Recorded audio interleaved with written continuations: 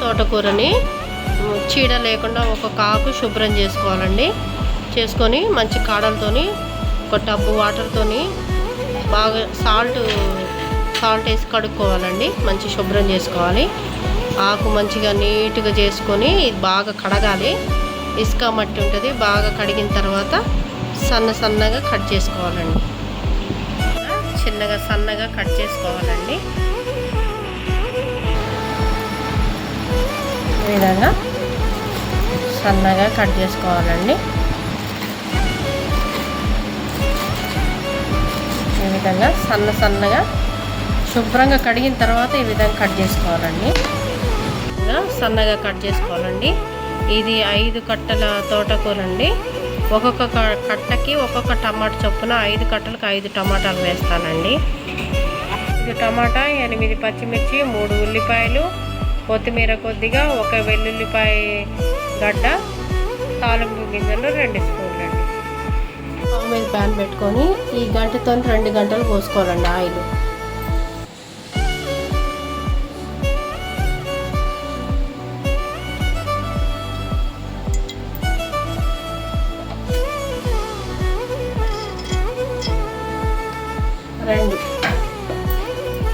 రెండు గంటలు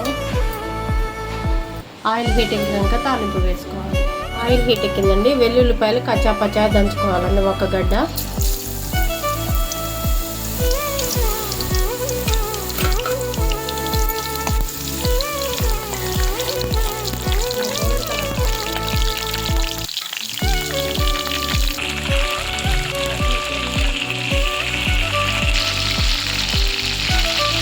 ఉల్లిపాయలు వేసుకోవాలి.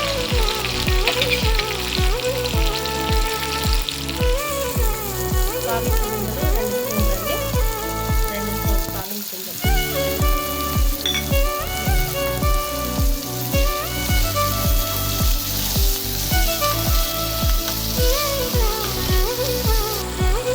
గోల్డ్ కలర్ అయ్యేంత వరకు వేయించుకోవాలి మంచిగా.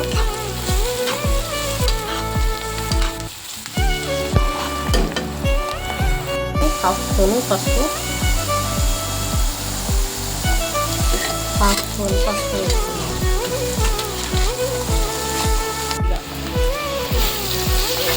లో ఫ్లేమ్లో చేసుకోవాలండి. కొద్దిగా సాల్ట్ వేస్తాం.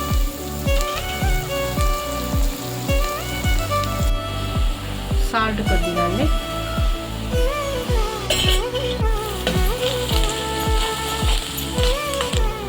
తోటకూర వేసుకోవాలండి. మొత్తం కట్ చేసి పెట్టుకున్న తోటకూర వేసుకొని కలుపుకోవాలి. బాగా పైకి కిందకి కలుపుకోవాలి.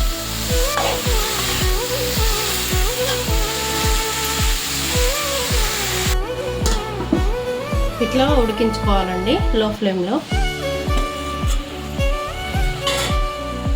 1 స్పూన్ కారం వేసుకున్నామండి.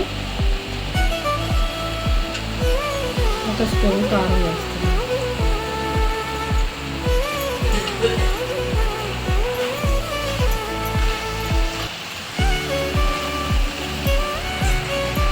టమాటా వేసుకుందామండి. హాఫ్ బాయిల్ అయిన తర్వాత హాఫ్ కుక్ అయింది కదా కర్రీ, టమాటా వేసుకొని కలుపుకోవాలండి. ఉడికేటప్పుడు ఒక చిన్న గ్లాస్ వాటర్ పోసుకుందామండి. చిన్న టీ గ్లాసులు వాటర్ పైన ఈ గ్లాస్ అండి. చిన్న గ్లాసు వాటర్ పోసాను. ఇంకా సాల్ట్ పడుతుందండి. ఇంకా కొద్దిగా సాల్ట్ వేసుకుందాం. సాల్ట్ చూసి వేసుకోండి. లో ఫ్లేమ్ సాల్ట్ వేసినాక ఈ విధంగా లో ఫ్లేమ్లోనే ఉడికించుకోండి.